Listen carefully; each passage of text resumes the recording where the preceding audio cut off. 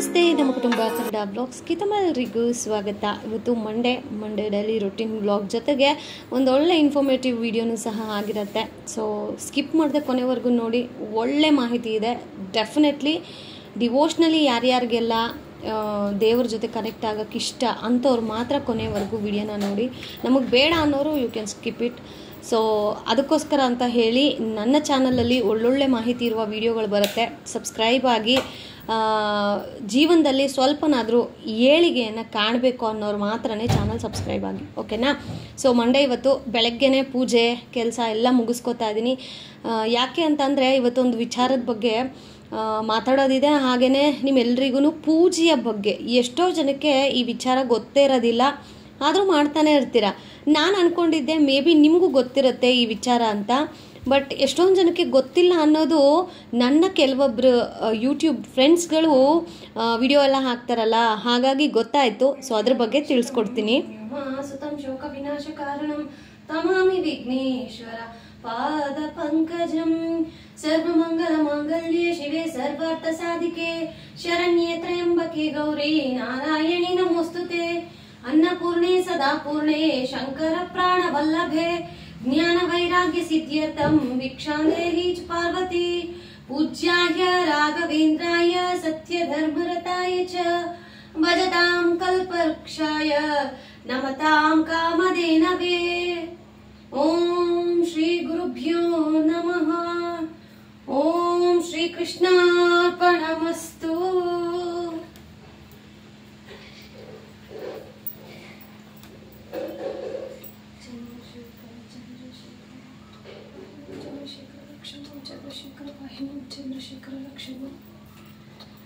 जय गंगा जटाधर गौरी शंकर गिरिज मनोरमना जय मृत्युंजय महादेव महेश्वर मंगल शुभकरणं नंदिवाहन नागभूषण निरुपम गुण सदन नटन मनोहर नीलजाक्ष शिव नीरज गणनयन नीरज गणनयन जय जटाधर गौरी शंकर गिरिज मनोरमणा जय मृत्युंजय महादेव महेश्वर मंगल शुभकरणं.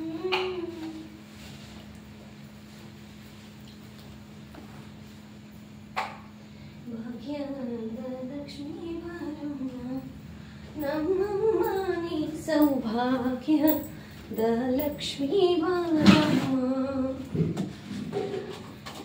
ಹೆಜ್ಜೆಯ ಮೇಲೊಂದೆಜ್ಜೆಯ ನಿಕ್ಕುತ್ತ ಗೆಜ್ಜೆ ಕಾಲ್ಗಳಾದ ನೀನು ಮಾಡುತ್ತ ಸಜನ ಸಾಧು ಪೂಜೆಯ ವೇಳೆಗೆ ಮಜ್ಜಿಗೆಯೊಳಗಿನ ಬೆಣ್ಣೆಯಂತೆ ಭಾಗ್ಯದ ಲಕ್ಷ್ಮೀ ಬಾರಮ್ಮ ನಮ್ಮಮ್ಮ ನೀ ಸೌಭಾಗ್ಯದ ಲಕ್ಷ್ಮೀ ಬಾರಮ್ಮ.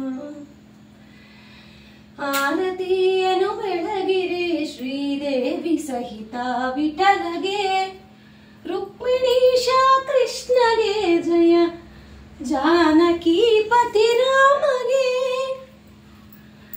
ಜಗವ ಉದರದಿ ಧರಿಸಿಹ ಜಯ ರಾಮ ವಿಠಲ ದೇವಗೆ.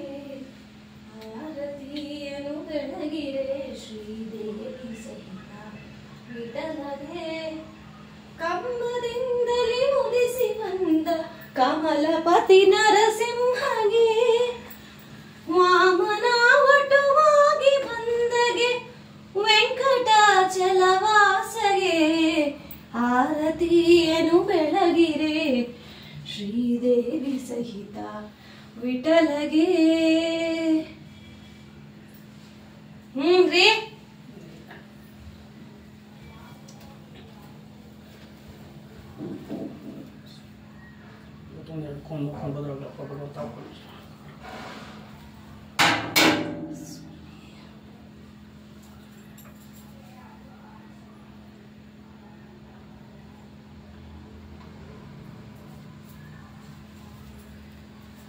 ಮಾಡಬೇಕು.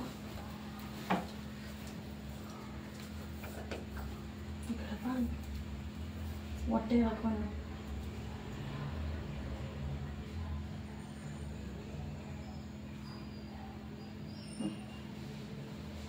ಸಾಮಾನ್ಯವಾಗಿ ದೀಪ ಎಲ್ಲ ಹಚ್ತೀರಾ ಅಲ್ವಾ?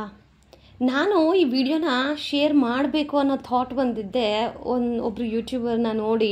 ಯಾಕಂತಂದರೆ ಅವರು ಪೂಜೆ ಮಾಡಬೇಕಾದ್ರೆ ವಿಡಿಯೋ ಮಾಡ್ತಾಯಿದ್ರು. ಅವ್ರಿಗೆ ಗೊತ್ತಿಲ್ಲದೇನೋ ಈ ತೋರು ಬೆರಳನ್ನು ಯೂಸ್ ಮಾಡಿ ದೀಪ ಹಚ್ತಾಯಿದ್ರು. ದಯವಿಟ್ಟು ಈ ಥರ ತಪ್ಪನ್ನು ಮಾಡಲೇಬೇಡಿ. ನೀವು ಹೂವಿಡೋದಾಗಿರಲಿ, ದೀಪ ಹಚ್ಚೋದಾಗಿರಲಿ, ಸಾಬ್ರಾಣಿ ಇಡೋದಾಗಲಿ, ಏನೇ ಒಂದು ಕೆಲಸದಲ್ಲಿ ಆಗಲಿ ಈ ತೋರು ಬೆರಳನ್ನು ಈ ರೀತಿ ಮಡಚಿ ಆದರೂ ಇಟ್ಕೊಳ್ಳಿ, ಅಥವಾ ಅದು ಅದ್ರ ಬಳಸಬಾರ್ದಷ್ಟೇ. ಪೂಜೆಗೆ ಈ ತೋರು ಬೆರಳನ್ನು ನಾವು ಯಾವುದೇ ಕಾರಣಕ್ಕೂ ಬಳಸಲೇಬಾರ್ದು. ಎಷ್ಟೋ ಜನಕ್ಕೆ ಇದು ಗೊತ್ತಿದೆಯೋ ಗೊತ್ತಿಲ್ವೋ ಗೊತ್ತಿಲ್ಲ, ಬಟ್ ತುಂಬ ಜನ ಈ ರೀತಿ ತಪ್ಪುಗಳನ್ನು ಮಾಡ್ತಾ ಇರ್ತೀರ. ಈವನ್ ಮಂಗಳಾರತಿ ಮಾಡಬೇಕಾದ್ರೂ ಅಷ್ಟೇ ತೋರು ಬೆರಳನ್ನು ಬಳಸಿ ಪೂಜೆಯನ್ನು ಮಾಡ್ತಿರ್ತೀರ. ಆ ಥರ ದಯವಿಟ್ಟು ಮಾಡಬೇಡಿ. ಯಾಕಂದರೆ ಮನೆಯಲ್ಲಿ ದಾರಿದ್ರ್ಯ ಲಕ್ಷ್ಮಿಯನ್ನು ಆಹ್ವಾನ ಮಾಡಿದಾಗ ಆಗುತ್ತೆ ನಾವು ಈ ತೋರು ಬೆರಳನ್ನು ಬಳಸಿ ಪೂಜೆಯನ್ನು ಮಾಡೋದ್ರಿಂದ. ಸೊ ಅದಕ್ಕೋಸ್ಕರನೇ ಹೇಳೋದು, ಮನೆಯ ಏಳಿಗೆಗಾಗಿ ನನ್ನ ವಿಡಿಯೋಸ್ಗಳನ್ನು ನೋಡಿ. ಡೆಫಿನೆಟ್ಲಿ ನಾನು ಯಾವ ರೀತಿ ಪೂಜೆಗಳನ್ನು ಮಾಡ್ತೀನೋ, ನಮ್ಮ ಮನೆಯಲ್ಲಿ ಹೇಗೆ ನಾವು ಝೀರೋಯಿಂದ ಶುರುವಾದ್ವೋ, ಸೊ ಅದೇ ಥರ ನೀವೂ ಜೀವನದಲ್ಲಿ ಚೆನ್ನಾಗಾಗಲಿ ಅನ್ನೋದೇ ನನ್ನ ಆಸೆ. ಸೊ ಇನ್ನು ಟಿಫನ್ಗೆ ಅಂತ ಹೇಳಿ, ಲಂಚ್ಗೆ ಅಂತ ಹೇಳಿ ಪಲಾವ್ ಮಾಡಿದ್ದೆ. ಪಲಾವ್ ಇವತ್ತು ಸ್ವಲ್ಪ ನೀರು ಜಾಸ್ತಿ ಆಗೋಯ್ತು. ಯಾಕಂದರೆ ಬೆಳಗ್ಗೆ ಸಂಡೇ ಅಲ್ವಾ, ಎಸ್ಟರ್ಡೇ ಮಲಗಿದ ಲೇಟು, ಬೆಳಗ್ಗೆ ಎದ್ದಿದ್ದು ಲೇಟು, ಯಾವುದೋ ಟೆನ್ಷನಲ್ಲಿ ಸ್ವಲ್ಪ ನೀರು ಜಾಸ್ತಿ ಆಗಿಬಿಡ್ತು. ಅದಕ್ಕೆ ಸ್ವಲ್ಪ ಗಂಜಿ ಟೈಪ್ ಪಲಾವ್ ಆಗಿದೆ. ಯೂಶಲಿ ನಾನು ಈ ಥರ ಪಲಾವ್ ಮಾಡಲ್ಲ. ನನ್ನ ಮಗ ಆದರೆ ಪಾಪ ಮಮ್ಮಿ ಏನು ಮಮ್ಮಿ ಇದು ಅಂದ, ಇವತ್ತು ಒಂದಿನ ಅಡ್ಜಸ್ಟ್ ಮಾಡ್ಕೊ. ಹಾಂ ಸರಿ ಆಯ್ತು ಮೇಲೆ ಅವನ ರಿಯಾಕ್ಷನ್ ಹೇಗಿರುತ್ತೆ. ಸಂಬಂಧಪಟ್ಟಂತಹ ಕೆಲವು ವಿಚಾರಗಳು ನಿಜವಾಗ್ಲೂ ಗೊತ್ತಿಲ್ಲದೆ ನಾವು ಮಾಡೋ ತಪ್ಪುಗಳಿವು. ಸೊ ಈ ರೀತಿ ಮಾಡೋದ್ರಿಂದ ದಾರಿದ್ರ್ಯ ಲಕ್ಷ್ಮಿ ನಮ್ಮ ಮನೆಗೆ ಓಡೋಡಿ ಬರ್ತಾಳೆ. ದಾರಿದ್ರ್ಯ ಲಕ್ಷ್ಮಿ ಬಂದರೆ ಅಲ್ಲಿ ಜಗಳ, ಕಲಹ, ನೆಮ್ಮದಿ ಇರೋದಿಲ್ಲ, ನರ್ಕ ಥರ ಇರುತ್ತೆ. ಅದೇ ಮಹಾಲಕ್ಷ್ಮಿಯನ್ನ ಸ್ವಾಗತ ಮಾಡಿದ್ರೆ, ಮಹಾಲಕ್ಷ್ಮಿ ನಮ್ಮ ಮನೆಗೆ ಬಂದರೆ ಸುಖ, ಶಾಂತಿ, ನೆಮ್ಮದಿ, ಹಣಕಾಸಿನಲ್ಲಿ ಸುಧಾರಣೆ, ಹಾಗೇನೆ ಜೀವನದಲ್ಲಿ ಏಳಿಗೆ ಇವೆಲ್ಲ ಸಿಗುತ್ತೆ. ಸೊ ದಯವಿಟ್ಟು ಹೇಳ್ತೀನಲ್ಲ, ಈ ತೋರು ಬೆರಳನ್ನು ಯಾವುದೇ ಕಾರಣಕ್ಕೂ ಬಳಸಬೇಡಿ ಪೂಜೆಗೆ. ಇದನ್ನ ಆದಷ್ಟು ಈ ರೀತಿ ಇಟ್ಕೊಳ್ಳಿ, ಅಥವಾ ಫುಲ್ಲು ಈ ಥರ ತೋರಿಸಿನೂ ಇಡಬೇಡಿ. ಈ ಥರ ಮಡಚಿ ಈ ರೀತಿ ನೀವು ಹೂವನ್ನು ಇಡೋದಾಗಿರಲಿ, ಆಮೇಲೆ ಊದಿನ ಗಡ್ಡಿಯಿಂದ ದೀಪವನ್ನು ಬೆಳಗ್ಸೋದಾಗಿರಲಿ. ಹಾಗೆಯೇ ಲಾಸ್ಟ್ ಟೈಮ್ ನಾನು ರಾಯರಿಗೆ ತುಪ್ಪದ ದೀಪದ ಆರತಿಯನ್ನು ಮಾಡಬೇಕು, ಮಂಗಳಾರತಿ ಮಾಡಬಾರ್ದು ಅಂದಿದ್ದಕ್ಕೆ ತುಂಬ ಜನ ಅಕ್ಕ ಈ ವಿಚಾರ ಯಾರು ಹೇಳೋದಿಲ್ಲ, ನಿಮ್ಮ ವಿಡಿಯೋದಲ್ಲಿ ಹೇಳ್ಕೊಡ್ತಾ ಇದ್ದೀರಾ, ಥ್ಯಾಂಕ್ ಯು ಸೋ ಮಚ್ ಅಂತ ಹೇಳಿ ತುಂಬ ಜನ ನಂಗೊಂದು ರೀತಿ ಒಳ್ಳೊಳ್ಳೆ ಫೀಡ್ಬ್ಯಾಕನ್ನು ಕೊಟ್ಟಿದ್ರಿ. ನಿಮ್ಮೆಲ್ಲರಿಗೂ ಥ್ಯಾಂಕ್ ಯು ಸೋ ಮಚ್. ನೋಡಿ, ನಾನೊಂದು ಹೇಳಕ್ಕೆ ಇಷ್ಟಪಡ್ತೀನಿ, ಯೂಟ್ಯೂಬರ್ಸ್ ಅಂದರೆ ಏನು, ಏನೋ ಒಂದು ನಮ್ಮಲ್ಲಿರುವಂತಹ ವಿದ್ಯೆ ಆಗಲಿ, ನಮ್ಮಲ್ಲಿರ್ತಕ್ಕಂಥ ಮೋಟಿವೇಶ್ನಲ್ ಸ್ಪೀಚ್ ಆಗಲಿ, ಕೆಲವೊಬ್ಬರಿಗೆ ಇದು ಮಾರ್ಗದರ್ಶನ ಆಗಬೇಕು ಅಂತ ಹೇಳಿ ನಾವು ಈ ಯೂಟ್ಯೂಬ್ ಚಾನಲನ್ನು ಕ್ರಿಯೇಟ್ ಮಾಡಿರ್ತೀವಿ. ಒಂದು ಸೆಕೆಂಡ್. ಯೂಟ್ಯೂಬರ್ಸ್ಗಳಂದರೆ ಏನು? ತುಂಬ ಜನಕ್ಕೆ ಯೂಟ್ಯೂಬರ್ಸ್ ಅಂದರೆ ಅವರು ವಿಡಿಯೋ ಮಾಡ್ತಾರೆ, ಅಪ್ಲೋಡ್ ಮಾಡ್ತಾರೆ ಅಷ್ಟೇ ಅಂತ ಅಂದ್ಕೊಂಡಿರ್ತೀರ.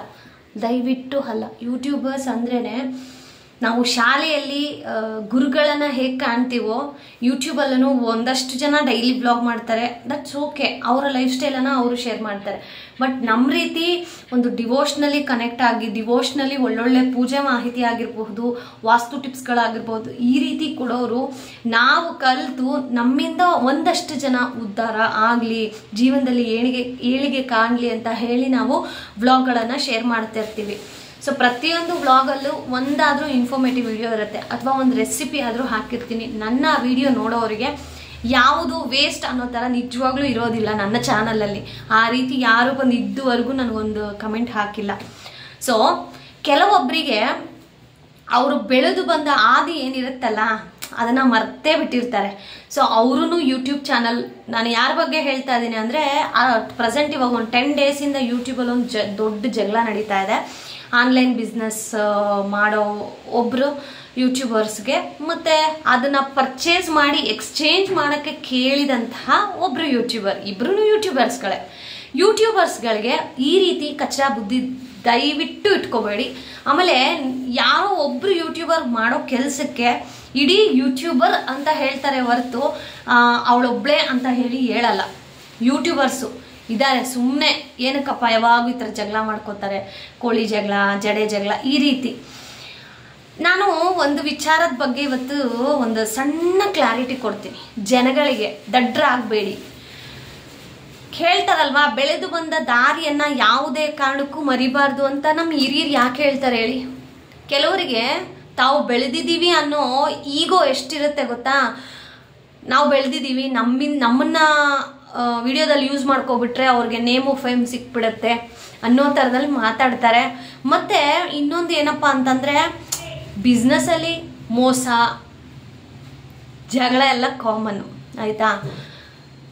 ಏನಿದೆಯೋ ಅದನ್ನು ಸಾರ್ಟ್ ಔಟ್ ಅವ್ರವ್ರವರಲ್ಲೇ ಮಾಡ್ಕೊಳ್ದೆ ಈ ರೀತಿ ಪಬ್ಲಿಕ್ ಪ್ಲ್ಯಾಟ್ಫಾರ್ಮ್ ಬಂದು ಅವ್ರನ್ನ ಇವ್ರು ಬೈಕೊಳ್ಳೋದು, ಇವ್ರನ್ನ ಅವ್ರು ಬೈಕೊಳ್ಳೋದು, ಇದು ಎಷ್ಟರ ಮಟ್ಟಿಗೆ ಸರಿ ಅಂತ ಹೇಳಿ. ಯಾಕಂದರೆ ನಾನು ಒಬ್ಳು ಯೂಟ್ಯೂಬರ್ ಆಗಿ ನಾನು ಮೋಸ ಹೋಗಿದ್ದೀನಿ. ಅವಳು ಒಬ್ಳು ದೊಡ್ಡ ಯೂಟ್ಯೂಬರು, ಆಯಿತಾ? ನನ್ನ ಹತ್ರ ದುಡ್ಡು ತೊಗೊಂಡು ಇಷ್ಟೆಲ್ಲ ಮೋಸ ಆಯಿತು. ಸೊ ನಾನು ದೇವ್ರ ಪಾದಕ್ಕೆ ಬಿಟ್ಬಿಟ್ಟೆ. ಸೊ ಇವತ್ತು ಭಗವಂತ ಅವರಿಗೆ ಕೊಡೋ ಶಿಕ್ಷೆ ಕೊಟ್ಟಿದ್ದಾನೆ. ಅದನ್ನು ನೆಗೆಟಿವ್ ಆಗಿ ಪೋಟ್ರೆ ಮಾಡಿ ನನಗೇನೋ ವ್ಯೂಸ್ ಬರಬೇಕು, ಇದರಿಂದನೇ ವ್ಯೂಸ್ ಬರುತ್ತೆ, ಆ ಥರ ಮೆಂಟಾಲಿಟಿ ಇಟ್ಕೊಂಡಿರೋರಿಗೆ ನಾವೇನೂ ಹೇಳೋಕ್ಕಾಗೋದಿಲ್ಲ. ಆ್ಯಂಡ್ ಒನ್ ಮೋರ್ ಥಿಂಗ್, ಏನೇ ಇರಲಿ ಆಯಿತಾ, ನೀವು ಒಬ್ಬರು ಯೂಟ್ಯೂಬರ್, ಅವರು ಒಬ್ಬರು ಯೂಟ್ಯೂಬರೇ. ನಿಮ್ಮ ಜಗಳದಲ್ಲಿ ಪಾಪ ಮಕ್ಕಳು, ಅವ್ರ ಫ್ಯಾಮಿಲಿ, ಅವರೆಲ್ಲ ಏನು ಮಾಡಿದ್ದಾರೆ ಹೇಳಿ? ಬಾಯಿಗೆ ಬಂದಂಗೆಲ್ಲ ಮಾತಾಡೋದು ಫ್ಯಾಮಿಲಿ ಬಗ್ಗೆ, ಮಕ್ಕಳ ಬಗ್ಗೆ. ಹೇಳ್ತೀನಿ, ಮಕ್ಕಳು ದೇವ್ರ ಸಮಾನ. ಅವ್ರಿಗೆ ಏನಾದರೂ ಅನ್ನೋದು ಆ ಥರ ಇದ್ದರೆ, ನಿಮ್ಮಲ್ಲಿ ಎಷ್ಟೇ ಸತ್ಯ ಇದ್ರೂ ಭಗವಂತ ಮಕ್ಕಳ ಬಗ್ಗೆ ನೀವು ಮಾತಾಡಿರೋ ಒಂದು ಮಾತಿಗೆ ನಿಮಗೆ ಆಲ್ರೆಡಿ ಏನಂತೀವಿ, ಶಿಕ್ಷೆ ಬರೆದಿಟ್ಕೊಬಿಡ್ತಾನೆ. ನೆನ್ಪಿಟ್ಕೊಳ್ಳಿ, ಮಕ್ಕಳ ಸುದ್ದಿಗೆ ಮಾತ್ರ ಹೋಗಬೇಡಿ. ನಿಮ್ದೇನಿದೆಯಾ ಜಗಳ, ಅವಳ ಬಗ್ಗೆ ಮಾತಾಡಿ, ನಾವು ಬೇಡ ಅಂತ ಇಲ್ಲ. ಬಟ್ ಮಕ್ಕಳು, ಫ್ಯಾಮಿಲಿ, ಒಂದು ಹೆಣ್ಣು, ಇವಾಗ ಅವಳೂ ಒಬ್ಳು ಹೆಣ್ಣೆ, ಯೂಟ್ಯೂಬ್ ಸ್ಟಾರ್ಟ್ ಮಾಡಿ ಏನೋ ಲೈಫಲ್ಲಿ ಅಚೀವ್ಮೆಂಟ್ ಮಾಡಬೇಕು ಅಂತ ಇರಬೇಕಾದ್ರೆ ಈ ರೀತಿ ಅವರು ಏನು ಬೇಕು ಫೇಮಸ್ ಆಗಬೇಕು ಅಂತ ಹೇಳಿ ಏನು ಮಾಡೋದಿಲ್ಲ. ಅವ್ರಿಗಾಗಿರೋ ಬ್ಯಾಡ್ ಎಕ್ಸ್ಪೀರಿಯನ್ಸ್ನ ಅವ್ರು ಶೇರ್ ಮಾಡಿದ್ದಾರೆ, ಆಯಿತಾ? ಬಟ್ ಈ ನಾವು ಫೇಮಸ್ ಆಗಿದ್ದೀವಿ, ನಮ್ಮನ್ನು ನೋಡಿ ಬೆಳಿಬೇಕು, that is not right. So ಅವ್ರೂ ಒಂದೊಂದು ಸಬ್ಸ್ಕ್ರೈಬರ್ಸ್ ಆಗಿ ಆ್ಯಡ್ ಆಗಿನೇ ಅಲ್ವಾ ಇವತ್ತು ಇಷ್ಟು ದೊಡ್ಡ ಯೂಟ್ಯೂಬರ್ ಆಗಿರೋದು. ಯೂಟ್ಯೂಬರ್ಸ್ ಅಂದಮೇಲೆ ಸ್ವಲ್ಪನಾದರೂ ಮಾನ ಮರ್ಯಾದೆ ಇಟ್ಕೊಂಡು ಜೀವನ ಮಾಡಿ. ಅದು ಬಿಟ್ಟು ಅವ್ರ ಫ್ಯಾಮಿಲಿ ವಿಚಾರಕ್ಕೆ ಹೋಗೋದು, ಇವ್ರ ಫ್ಯಾಮಿಲಿ ವಿಚಾರಕ್ಕೆ ಹೋಗೋದು, ಅದೇ ಫ್ಯಾಮಿಲಿಗಳ ಮಧ್ಯೆ ಜಗಳ ಶುರುವಾದರೆ ಏನು ಮಾಡ್ತೀರಾ? ಹೆಣ್ಮಕ್ಳು ಮಾಡೋ ಕೆಲಸಕ್ಕೆ ಇಡೀ ಫ್ಯಾಮಿಲಿ ತಲೆ ತಂಡ ಕೊಡ್ಬೇಕಾ? ಮತ್ತು ಆ ಮಾತುಗಳು ಹೆಂಗೆ ಕೇಳಿಸುತ್ತೆ ಅಂತಂದರೆ, ನನಗಷ್ಟು ಆರ್ಷಾಗಿ ಮಾತಾಡೋಕ್ಕೆ ಬರೋದಿಲ್ಲ, ಆಯಿತಾ? ನನ್ನ ಟೋನ್ ಇರೋದೇ ಹೀಗೆ. ಬಟ್ ಕೆಲವೊಬ್ಬರು ವಾಯ್ಸ್ ಕೇಳಿದ್ರೆ, ನಮ್ಗೆ ನಿಯರ್ ಬೈ ಇಲ್ಲೇ ಒಬ್ರು ಇದ್ದಾರೆ, ನಾವೇನಂತೀವಿ ಗೊತ್ತಾ? ಖಾಲಿ ಡಬ್ಬಕ್ಕೆ ಕಲ್ಲು ಹಾಕೊಳ್ಳಿ ಬಂದ್ಲಪ್ಪ ಅಂತ ಅಂತೀವಿ, ನಿಜ ಅಂತೀವಿ. ಅಷ್ಟು ವಿಕಾರವಾಗಿದೆ. ನಮ್ಮ ಮನೆ ಹತ್ರ ಇರೋ ಒಬ್ರು ಆಂಟಿ ವಾಯ್ಸ್ ಅಂದರೆ ಭಾಗ್ಯ ಏನೋ ಸಮ್ ಡಿಫ್ರೆಂಟಾಗಿ. ನನಗೆ ಅವ್ರ ಹತ್ರ ಮಾತಾಡ್ಬೇಕಂದ್ರೆ ನಿಜವಾಗ್ಲೂ ಆಗಲ್ಲ. ಅವ್ರು ಏನಾದರೂ ಮಾತಾಡ್ತಾರೆ ನಾನು ಕೇಳಿದಾಗ ಒಂಥರ ಇರಿಟೇಷನ್ ಆಗಿಬಿಡುತ್ತೆ. ಇರಿಟೇಷನಲ್ಲಿ ಎಲ್ಲಿ ನಾನು ಬೈದ್ಬಿಡ್ತೀನೋ ಅನ್ನೋ ಎಷ್ಟೊಂದು ಸತಿ ಭಯ ಇದೆ ನನಗೆ. ಹಾಗೆ. ಆ್ಯಂಡ್ ಇನ್ನೊಂದು ವಿಚಾರ ಏನಪ್ಪ ಅಂದರೆ, ನನಗೂ ಒಬ್ಬರು ಯೂಟ್ಯೂಬರ್ ಫ್ರೆಂಡ್ ಇದ್ದಾರೆ. ಅವರು ಆನ್ಲೈನ್ ಬಿಸ್ನೆಸ್ ಮಾಡ್ತಾರೆ, ಸರಿತಾ ಅಂತ ಹೇಳಿಬಿಟ್ಟು. ನಾನು ಇದೇ ಥರ ಅವ್ರ ಹತ್ರ ಪರ್ಚೇಸ್ ಮಾಡಿದ್ದೆ. ಬಟ್ ನನಗೆ ಕಲ್ಲರು ಮತ್ತು ಅದು ನಂಗೆ ಇಷ್ಟ ಆಗಲಿಲ್ಲಪ್ಪ. ನಿಜ ಓಪನ್ ಆಗಿ ಹೇಳ್ತೀನಿ. ಇವಾಗ ಪೂಜೆ ಮಾಡಿ ಪ್ರಮಾಣ ಬೇಕಾದರೂ ಮಾಡ್ತೀನಿ ನಾನು. ಪಾಪ ಅವ್ರು ಒಂದೇ ಒಂದು ಮೆಸೇಜ್ ಹಾಕಿದ್ದು, ಸಿಸ್ ನಂಗೆ ಈ ಸ್ಯಾರಿ ಇಷ್ಟ ಆಗಿಲ್ಲ, ಯಾಕೋ ನಂಗೆ ಕಲರೂ ಇಷ್ಟ ಆಗ್ತಾಯಿಲ್ಲ, ವಿಡಿಯೋದಲ್ಲಿ ಒಂಥರ ಆಯಿತು ಬಟ್ ಕೈಗೆ ಬಂದಾಗ ಒಂಥರ ಇದೆ ಸಿಸ್, ನಂಗೆ ಇಷ್ಟ ಆಗಲಿಲ್ಲ ಅಂದಿದ್ದಕ್ಕೆ ಅವ್ರು ಏನೂ ದೂಸರ ಮಾತಾಡಿಲ್ಲ. ಕೊರಿಯರ್ ಚಾರ್ಜು ಸಹ ನನ್ನ ಹತ್ರ ಹಾಕಿಸ್ಕೊಳ್ದೆ. ರಿಟರ್ನ್ ಸೀಸ್ ಪರವಾಗಿಲ್ಲ, ರಿಟರ್ನ್ ಹೆಂಗಿದೆಯೋ ಹಾಗೆ ಹಾಕಿ ಕಳಿಸಿ ಅಂತ ಹೇಳಿ ಪಾಪ ಅಮೌಂಟ್ ನನಗೆ ಪೇ ಮಾಡಿದ್ದಾರೆ, ಸರಿತಾ ಅಂತ ಹೇಳಿಬಿಟ್ಟು. ಮೇ ಬಿ ಅವ್ರು ಈ ವಿಡಿಯೋ ನೋಡಿದ್ರೆ ಡೆಫಿನೆಟ್ಲಿ ಅವ್ರು ಕಮೆಂಟ್ ಮಾಡ್ತಾರೆ. ಇವತ್ತವರೆಗೂ ಅವ್ರ ಬಿಸ್ನೆಸ್ ಎಷ್ಟು ಚೆನ್ನಾಗಿ ಹೋಗ್ತದೆ ಗೊತ್ತಾ? ಬಿಸ್ನೆಸ್ಸಲ್ಲಿ ನಾವು ಬೆಳಿಬೇಕು ಅಂತ ಅಂದರೆ ತಗ್ಗಿ ಬಗ್ಗಿದ್ರೇ ಬೆಳೆಯೋಕ್ಕಾಗತ್ತೆ. ನಾನೇ ಎಲ್ಲ, ನನ್ನಿಂದನೇ ಎಲ್ಲ ಅಂತ ಅಂದರೆ ನಿಜವಾಗ್ಲೂ ಬೆಳೆಯೋಕ್ಕೆ ತುಂಬ ಕಷ್ಟ ಇದೆ. ಸೊ ಮಾತುಗಳು ಬೇರೆಯವ್ರನ್ನ ಹರ್ಟ್ ಮಾಡ್ತಾ ಇದೆ ಅನ್ನೋ ಥರ ದಯವಿಟ್ಟು ಆಡಬೇಡಿ. ಆ್ಯಂಡ್ ನಿಮ್ಮ ಜಗಳದಲ್ಲಿ ಫ್ಯಾಮಿಲಿನೆಲ್ಲ ಎಳಿಬೇಡಿ. ಸೊ ಇದೊಂದು ಕಿವಿ ಮಾತು, ಸಣ್ಣ ಕಿವಿ ಮಾತು. ಆಮೇಲೆ ಗೊತ್ತಿಲ್ಲ ಈ ವಿಡಿಯೋ ಅವ್ರವ್ರಿಗೂ ರೀಚ್ ಆದಾಗ ಹೇಗೆ ಅವ್ರು ರಿಸೀವ್ ಮಾಡ್ಕೋತಾರೆ ಅಂತ. I don't know. ನನಗೆ ನ್ಯಾಯದ ಪರ ನಿಂತ್ಕೋಬೇಕು. ಆಮೇಲೆ ಏನೇ ಜಗಳ ಇದ್ರೂ ಫ್ಯಾಮಿಲಿ ಯಾವುದೇ ಕಾರಣಕ್ಕೂ ತಗೋಬರ್ಬಾರ್ದು. ಸೊ ಸೀರಿಯಸ್ಲಿ ನಂಗೆ ತುಂಬ ಬೇಜಾರಾಗಿದ್ದು ಕಚ್ಚಡಗಳು, ಮಕ್ಕಳು ಸರಿ ಇಲ್ಲ, ದಯವಿಟ್ಟು ಬೇಡ ಪ್ಲೀಸ್. ನೀವು ಏನೇ ಜಗಳ ಆಡ್ಕೊಳ್ಳಿ, ದಟ್ ಅಪ್ ಟು ಯು. ನಿಮ್ಮದು ಏನು ಬಿಸ್ನೆಸ್ ಇದೆಯೋ ನಿಮ್ಮದು ಮಾತು ಓಕೆ, ಅವ್ರು ತೊಗೊಂಡಿರೋರ್ದು ಅವ್ರದ್ದೇನಿದೆಯೋ ಅದು ಓಕೆ. ಬಟ್ ಫ್ಯಾಮಿಲಿ ದಯವಿಟ್ಟು ಮಾತಾಡಬೇಡಿ. This is my request. And ನಾನು ಒಬ್ಳು ಯೂಟ್ಯೂಬರ್ ಆಗಿ ಇಟ್ಸ್ ಮೈ ಸಜೆಷನ್. ನೀವೊಂದು ಬಿಸ್ನೆಸ್ ಸ್ಟಾರ್ಟ್ ಮಾಡ್ತಾ ಇದ್ದೀರಾ ಅಂತಂದರೆ ಆದಷ್ಟು ಶತ್ರುಗಳಿಗಿಂತ ಮಿತ್ರರನ್ನು ಇಟ್ಕೊಳ್ಳಿ ಜಾಸ್ತಿ. ಆವಾಗ ನಿಮಗೆ ಬಿಸ್ನೆಸ್ ತುಂಬ ಚೆನ್ನಾಗಾಗತ್ತೆ. ಆಮೇಲೆ ಅವರೂ ಸಜೆಸ್ಟ್ ಮಾಡ್ತಾರೆ. ಸೊ ಹಾಗಾಗಿ ಮತ್ತು ಆ ಈಗೋಯಿಸ್ಟಿಕ್ ಬೇಡ. ನಾನು ದೊಡ್ಡ ಯೂಟ್ಯೂಬರು, ನನ್ನಿಂದ ಬೆಳೀತಾರೆ, ನಾಟ್ ರೈಟ್. ಎಷ್ಟೊಂದು ಜನ ಲಕ್ಷ ಯೂಟ್ಯೂಬರ್ಸ್ಗಳೆಲ್ಲನೂ ಸಣ್ಣ ಯೂಟ್ಯೂಬರ್ನ ಅವ್ರೇನಾದರೂ ಒಳ್ಳೆ ಅಚೀವ್ಮೆಂಟ್ ಮಾಡಿದ್ರೆ ಬಂದು ಕಮೆಂಟ್ ಹಾಕ್ತಾರೆ. ಅದು ದೊಡ್ಡ ಯೂಟ್ಯೂಬರ್ಸ್ ಮಾಡೋ ಕೆಲಸ. ಈ ಥರ ಮಾತಾಡಿ ಇನ್ನೂ ಚೀಪ್ ಆಗಿಬಿಡ್ತೀರ. ಸೊ ನನ್ನ ಅನಿಸಿಕೆ, ಯಾಕಂದರೆ ನಾನು ಕಳೆದ ಒಂದು 10 ದಿನದಿಂದ ಇದ್ರ ಬಗ್ಗೆ ಮಾತಾಡಬಾರ್ದು ಅಂತ ಐ ಕಂಪ್ಲೀಟ್ಲಿ ಇಗ್ನೋರ್. ಬಟ್ ಇದಿನ್ನೂ ನಡೀತಾನೇ ಇದೆ.